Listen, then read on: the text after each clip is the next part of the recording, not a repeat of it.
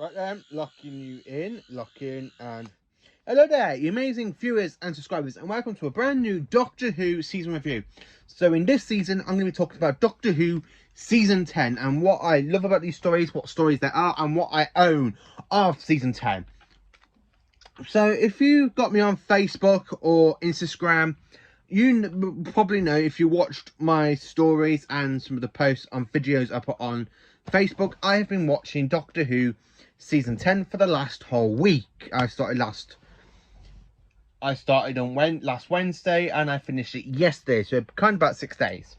So I thought I'd do a whole season review of this season and what I love about this season, what incredible stories we got in this season, and you know, just so on and so on. So a bit of information for you. This season was actually broadcast from the 30th of December 1972 to the 23rd of June 1973. So I'm trying to read my writing here.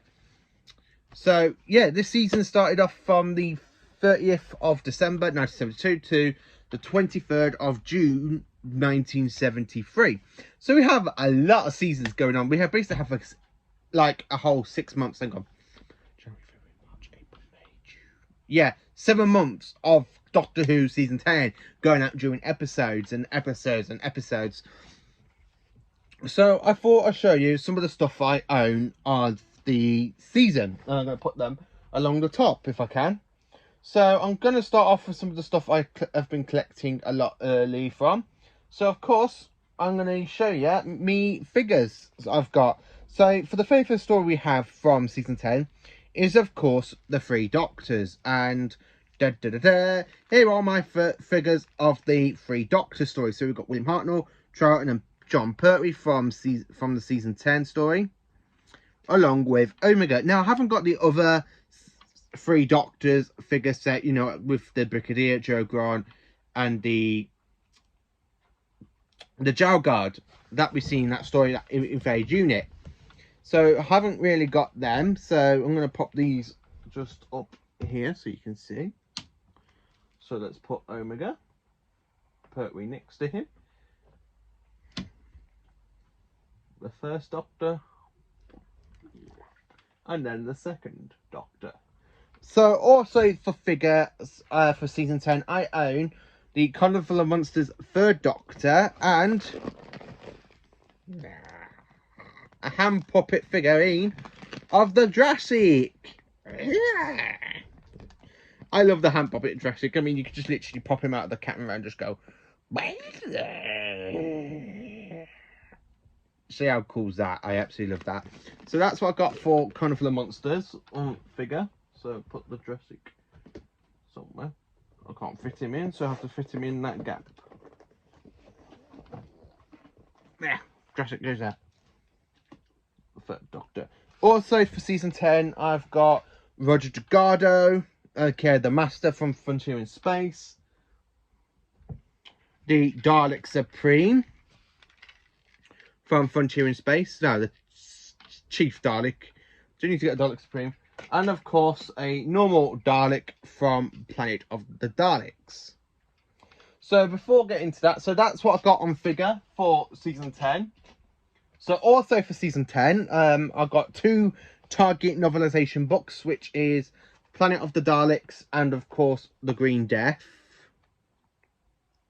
Great stories. Going into the VHS range, which I have got on VHS, I've got Doctor Who Carnival of Monsters, the double pack video cassette of Frontier in Space, great one, and of course Planet of the Daleks on VHS. DVD wise, now I own all of the stories on DVD, so here are all the stories on DVD. So we've got the original release of the Three Doctors and the special edition release, the original release and special edition release of Carnival of Monsters, Frontier Space Planet of the Daleks in the Dalek War box set, then of course the Green Death original and special edition release, and then of course the season 10 Blu-ray box set. So that is everything I own from this incredible season, from the figure range down to the Blu-ray. And of course, I've got the third Doctor Sonic. So if I quickly show you the image of the third Doctor, it's the same Sonic. I love this. I love Pertwee Sonic. Great Sonic, actually. So, getting into the actual sort of topic review. This season is a hell of an incredible one. You start off with such a strong sort of story, and then you end it off with something that was literally about a political something political, which I'll get to it. And we also have the story that Katie Manning, aka Joe Grant, leaves the Doctor to go and get married to Cliff Jones. So I'm going to talk about these stories bit by bit and how I rank them in masterpiece, great, good, and bad. I don't really think all five is going to end up in bad. Let's find out. So, going into the very first story, and it is The Three Doctors. So this story was, believe it or not, was actually broadcast from the 30th of December 1972 to the 20th of January 1973. Broadcast over 4 incredible weeks. We have so much going on. We've got the Time Lord, like we've got the black hole conversion that's draining power from Gallifrey and the Time Lords, aka that has been created by Omega. You got this kind of like antimatter kind of bubbly creature that transports the third Doctor and Joe into Omega's black hole universe. Also, during this encounter, the Doctor has to call the Time Lords for help because of what's been going on with Omega's like little blobbery sort of creature from antimatter pop over into this universe and saps, so the Time Lords can't go and help the Doctor, so they send the Doctor to go and help himself. So we have the return of the second Doctor, Patrick Troughton, that literally just pops in. I love the bit where he's literally there talking to the TARDIS with the Doctor, and he goes, No, you see, Joe, he is one of me. Oh, I see you both times. Quite, but not quite. We're not just Time Lords. We're the same Time Lord. Oh, please, you're just confusing my assistant a lot more. Look, Joe, it's all quite simple. I and he is me. I love that bit with them. And then when they bring William Hartnell through the TV screen and she goes, who is that? And they both just go, me. I just absolutely love the argue and bickiness between the two Doctors, between the second and the third Doctor. Now, Omega's little bubble jowl guards are pretty amazing design. I like the design of them, where you just see them kind of like bubbling about, and then you have that music, like little keypad music going doo doo doo doo. I absolutely love this story. And then, of course, to end this story, the Time Lords give the Doctor back his freedom by giving him a new dematerialization circuit. Got that out there. So from this point, after the season 6 closer, the third Doctor was exiled onto Earth. For those who haven't watched any of the John Pertwee stuff, and you want to start, I would recommend this season to start off with, because it is a great season. It's my favourite season for John Pertwee. I have to say this, it's a great start to a season. You've got 3 Doctors, even though William Hartnell was actually proper ill at this point, so he only filmed a few things in his Black Garden. So they kind of used him like for the TV screen to film his lines between the second and third Doctors. Stephen Fry, who plays Omega, is an absolutely brilliant choice for Omega. So brutal and voice. I love the bit where he goes, "You will fight the dark side of my mind. The dark side of my mind." So the next story I'm going to be talking about is, of course, the Carnival of Monsters. So here are the 2 DVD versions. And, of course, the VHS version. So, Carnival of Monsters, what can I tell you about it?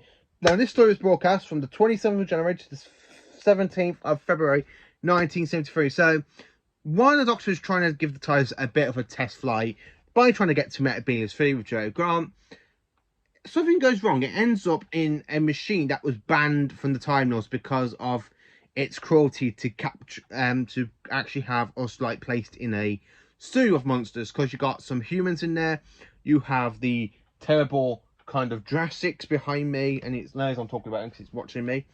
You do have a bit of an you have a bit of an Ogron and a Cyberman in this as well, through little bits of the telescope thing. I love the bit with when the Doctor realizes he's caught in it. So when he comes out, and then you have that woman screaming, and he literally like millimeters back to his normal size, and he goes back in to rescue Joe. The one good thing about this, I love the Drastics. They are really great, right? And when you see them like just pop out from the, like, you kind of got like this misty sort of grass water bubbling and stuff, and the way the Jurassic just pops its head out from the ground, the whole army of them, 20 of them there were. So when you see them like coming out of the ground, and you see them just looking, and the third Doctor's there with his son and just literally pulls it, and it like does a few explosions to try to scare them off, but they get the Doctor's scent and Joe Grant's scent, and it does end up pretty badly for them, really badly. So that's a bit, and then you know what happens. They go back to the TARDIS, they escape, and they go back to the TARDIS, and then they go on to the next adventure. So the next adventure is, of course, Frontier in Space. So I own it here in the Dalek War box set, and of course the VHS, as well as the other stories on Blu-ray. So this story was actually broadcast from the 24th of February to the 31st of March 1973. So this is the last appearance of the Ogrons. So if I get a picture of the Ogrons, which is these people. So we have the last appearance of the Ogrons, and of course it's the very last appearance of the Master, played by Roger Delgado, because after this story was filmed and so on, he went to film in Turkey. Something happened to the driver he was in the taxi with, and it killed them both in a car accident. So Frontier in Space starts off with the Doctor landing the TARDIS, nearly causing a collision in space with the human ship, the Freighter, I think it's called. I can't remember the name of it. So anyway, the cargo ship, C9182, that's it, the cargo ship. And of course, when they get in, you have this kind of manipulation sound effect going on, and it makes the humans see the Ogrons as Draconians, which are these little green fellas. So you kind of have them going, dragons! And the way it ends up with the Ogrons, and the Doctor and Joe know the Ogrons, but the Doctor kind of gets stunned by an Ogron, and then he finds out later on from Joe Grant, they have took the TARDIS. And of course that brings in, so while everything's going on, you kind of get the Doctor and Joe under arrest by us humans in this century, in the 25th century, because they think they are Draconian spies. But as we found out, it's literally the Ogrons that are causing it. Now, when you see the Master come in round about episode 3, you know this is going to be a great episode, because it literally has the Master getting Joe from Earth, then goes and gets the Doctor from the moon base prison, and of course you got a whole thing with them escaping, and they go to Draconian homeworld where they get captured by the Draconians. So the Master's there talking, the Doctor goes, "I am the Doctor," and he talks to the king of the Draconians, saying, "I am that man. I was here in time of the 15th Emperor." I like the way with John Pertwee when he does that. And I like the bit with the king goes, "Wait, he has spoken the truth."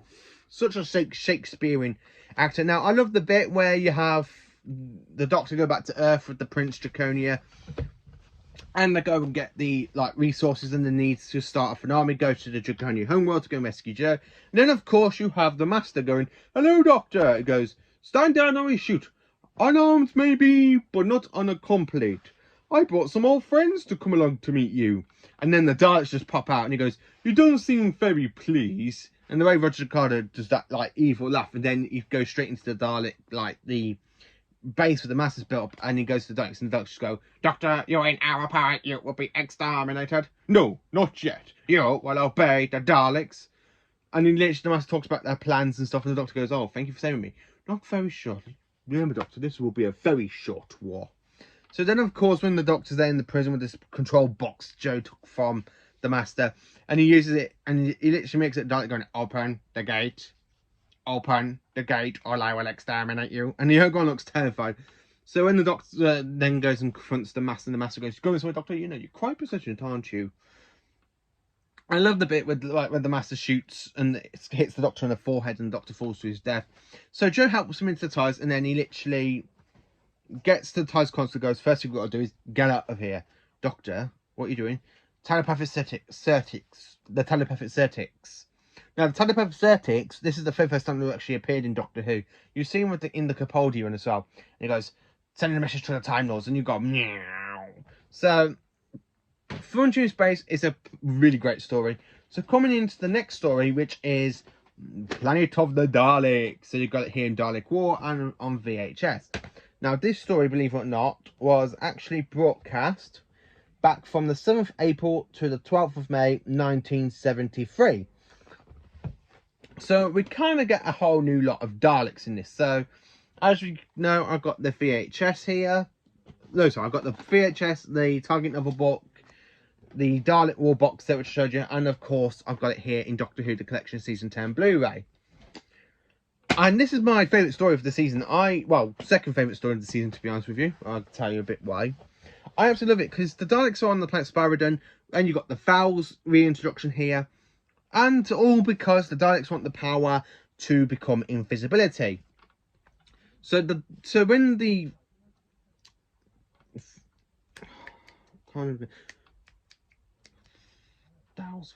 Fowls, so when the Fowls go to Spyridon, they think there's only a group of 20 of them. So you get another group of Fowls coming in around about episode 3, and he's talking to him. He goes, somewhere on this planet there are at least 10,000 Daleks. I absolutely love that cliffhanger. I love the bit of the ice volcano at the end with the Doctor literally just puts the bomb in the ice volcano. And he explodes it, and the ice volcano comes and melts everything down, and great. That's a great story as well. So the last story of the season is, of course, The Green Death, which I've got here, and, of course, the Target Novel book. Now, this story I watched last night, and it's still clear in my mind. I absolutely like it. So this story was actually broadcast from the 19th of May to the 23rd of June, 1973. And it's 6 parts long. I absolutely love it. So you got global chemicals in this, like releasing the kind of toxic chemical down into an old abandoned mine, which basically accidentally makes giant maggots, because you get, like, you know, with flies and stuff that like to lay eggs everywhere. So the chemicals make giant fly eggs. And hatching from the eggs, you have these great big giant maggots. I absolutely do like this story. It's a great story with you, to be honest with you.